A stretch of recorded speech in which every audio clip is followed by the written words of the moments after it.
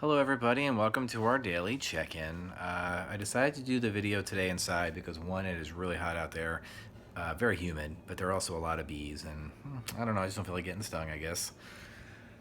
So let me talk about, I'm going to go back to a student that asked me prior, to talk about some of my favorite things. And I talked about going on vacation at the Outer Banks, but today I thought I would talk about my favorite game, or one of them, and how it connects to this weekend. So the game that I really enjoy playing is this. It is Double 15 Dominoes. My family and I have had a tremendous amount of fun playing this game, especially when we go on vacation at the Outer Banks. So why do I bring this up? So my daughter now just turned 11, and probably maybe 2 months after she was born, um, we had all gone down to the Outer Banks. It was my older sister and her family, the sister right above me, and all her kids, and there was a bunch of us. And then there was my oldest daughter, who was only a couple months at the time. And we took this really big family photo on the beach. And it's probably one of my all-time favorite pictures because it was a picture where we were kind of all together. So that being said, why am I talking about this game? So this game has brought a lot of joy, to our family. We've spent a lot of time laughing and joking, and I've had the opportunity to introduce this game to some other family members, like in-laws, etc., and we've been able to play that with them as well. So the reason why I'm sharing this game is because, the times that were spent at the Outer Banks, one of the things that I remember is, being able to spend time with my mother. And so I'm going to tell you a story. It's kind of personal, but it's not necessarily a secret or anything. So I just thought I would share because there's definitely a couple of things that I wanted to express and some advice I wanted to give. So probably, I'd say 11 years ago, I was working on getting a master's degree in, I can't remember if it was administration at that time or curriculum, but that doesn't matter. And my mother got sick, and she had to go to the hospital, and she had pneumonia. We weren't super worried because she was 67. We're like, she'll be fine. So I went to visit her in the hospital, and just to kind of see how she was doing, and she was just kind of talking like we were hypothetically make-believe talking right now. And I told her, I said, I can't come tomorrow. I have to write a grad paper, but I'll come the next day, and I'll come see you. We can chat. I'll be all done. We can, just chat. Well, unfortunately, that day didn't happen because after I left, my mother got really, really sick and passed away. So she was only 67. And it was definitely hard to deal with as loss in any family. I know some of you guys have lost some family members. They could be grandparents or, even if you lose a pet, obviously losing anything is hard. Okay, so I don't want anyone to feel like, oh, I only lost a pet. That can be quite hard and devastating as well. So why am I sharing this personal story with you? Well,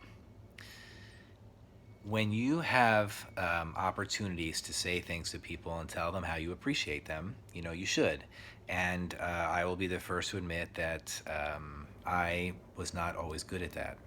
And I would keep a lot of things inside, and I wouldn't tell anybody, even not always, sometimes, but not necessarily how appreciative I was for all that they had done. So I missed that opportunity, and I don't want that for you guys. That's why I keep telling you, make sure you tell people how you feel, make sure you tell people that you care about them and you love them, and when they do nice things for you, you say thank you very much. It meant a lot that you did that for me. Now, since my mother had passed, I make sure I do that all the time. I might send emails about my colleagues, or I might send an email about to you, to your parents about you guys. I try really hard to make sure that people know what's really going on in my head, as far as like positivity, right? So it's definitely hard sometimes to be able to express yourself. So when we talked about our video yesterday, I was talking about how girls sometimes in sixth grade, they do really well, they're strong academically, and then when they get older, they change. They don't always work to their potential because of peer pressure, because they feel like maybe boys won't like them, or maybe people will think they're nerdy because they study and they work hard.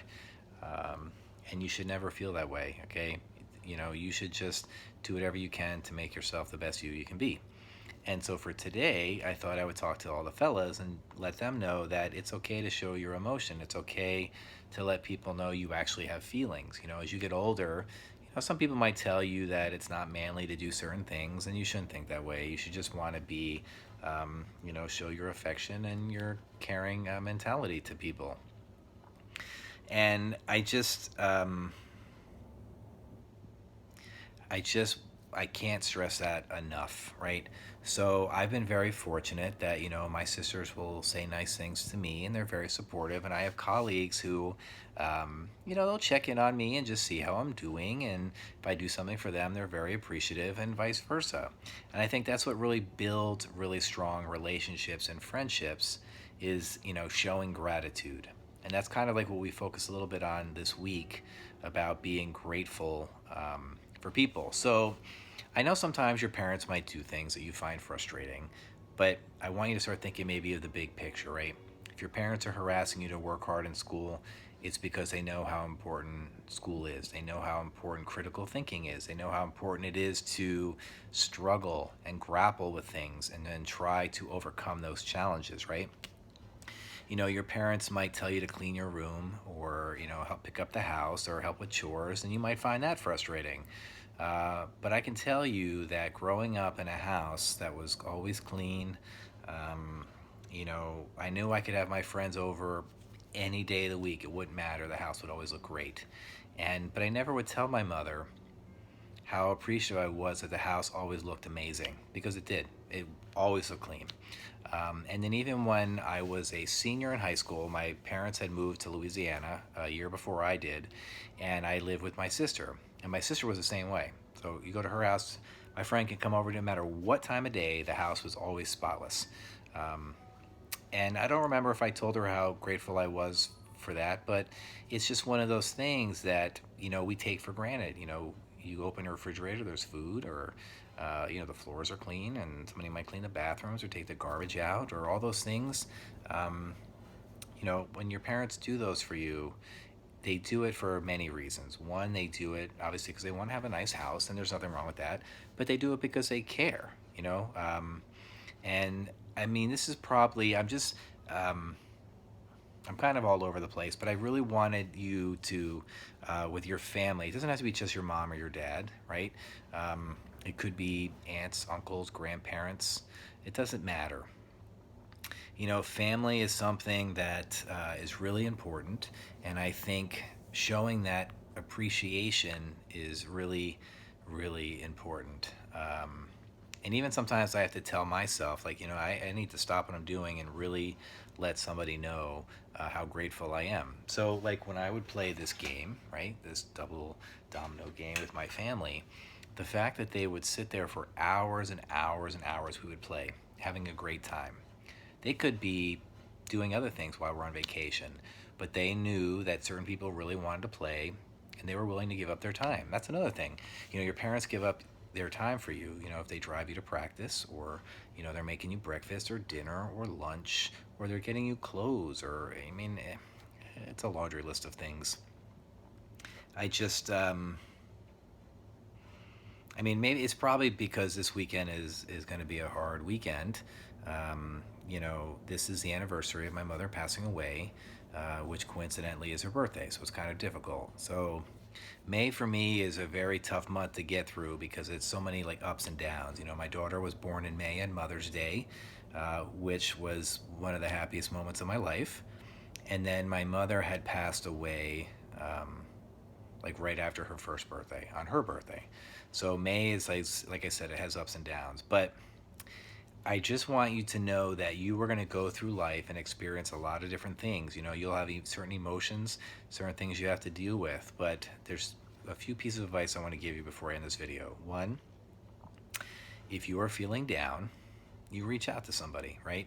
I know this time of year, this weekend or these couple of days, I know I'm going to be talking to my sisters. I know I'm going to be talking to my father, and I know I'm going to be talking to certain friends because they know it's hard for me, and they make sure that they look out for me, right? So know that people care about you regardless of the situation, and that if you ever need to talk to somebody, there are people for you to talk to. The second thing is that we spend a lot of time either looking at the past, thinking about maybe how not so good it was, right? But the past is the past; it's already behind us, right? Or we look in the future, and we don't always look at it in the positive way. We look at it as, life is going to be so hard, or school's going to be hard, or high school's going to be hard, or college is going to be hard, or work's going to be hard. I'm not going to have a nice house like someone else, or a nice car, or a nice job, like all those things. But the future hasn't happened, right? So you don't know. So no point stressing out over that. So now we have to live in the present.